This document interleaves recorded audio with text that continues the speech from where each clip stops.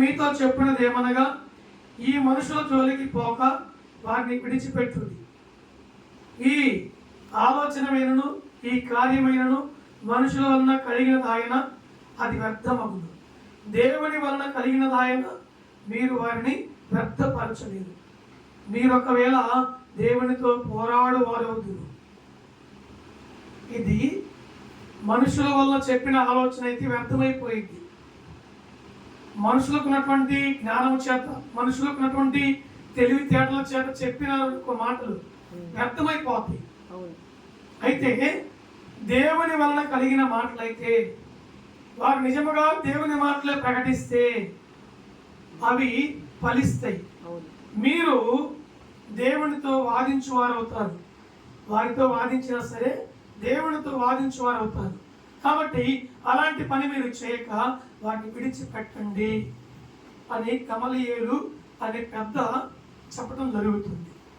ఆ సభ వారు వాటిని పిలిపించి వాటిని గట్టిగా మందలించి పంపిస్తారు.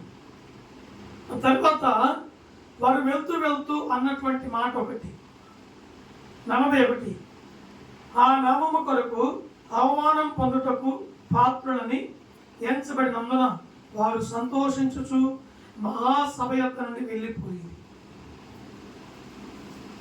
ప్రియులారా, మీకు అర్థమవుతుంది ఈ మాటలు?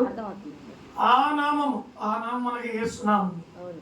యేసు నామము కొరకు అవమానం పొందుటకు, అవమానము భరించుటకు, దెబ్బలు తినేదానికైనా, శిక్ష విధించబడేదానికైనా మేము సిద్ధంగా ఉన్నామని ఆ సభ నుండి, ఆ మహాసభ నుండి వారు సంతోషంగా వెళ్ళిపోయారు.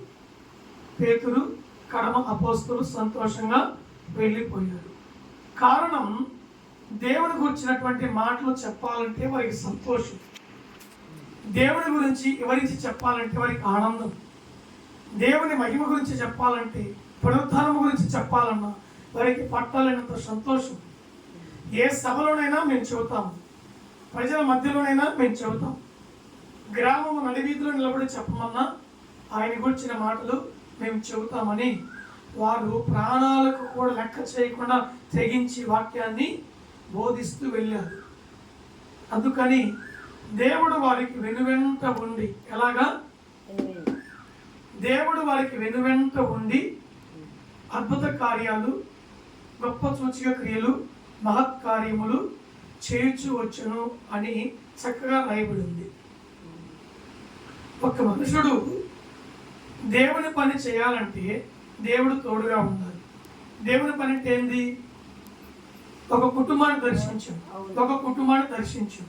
అక్కడ ఒక వ్యక్తి వ్యాధితో ఉన్నాడు, మరొక వ్యక్తి బలహీనతతో ఉన్నాడు, మరొక వ్యక్తి దయ్యం బట్టి ఉన్నాడు. ఆ వ్యక్తులు స్వస్థత పొందుకోవాలంటే దేవుడు నా పక్షంగా ఉండాలి. దేవుడు నా పక్షంగా లేకుండా నేను ఏ ప్రార్థన చేసినా అక్కడ ఏ కార్యం జరగదు. దేవుడు నాకు తోడుగా ఉండాలి, దేవుడు నా పక్షంగా ఉండాలి, దేవుని ఆత్మ నింపుదల నాకు ఉండాలి, దేవుని అభిషేకం నాకు